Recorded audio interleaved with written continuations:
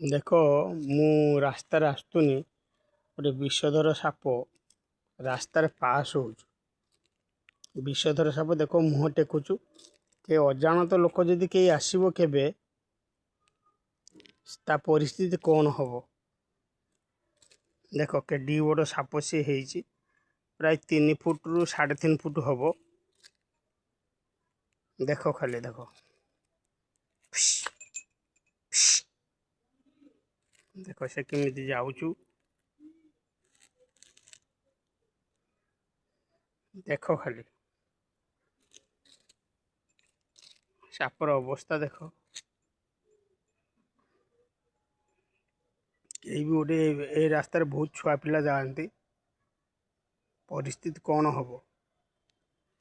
ସେ କେମିତି ଆସ୍ତେ ଆସ୍ତେ ବହୁତ ଆସ୍ତେ ଆସ୍ତେ ଯାଉଛୁ, ଜୋରରେ ଯାଇପାରୁନି।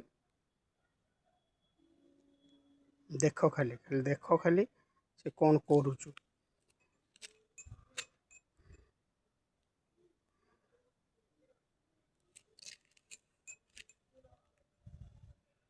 ଦେଖ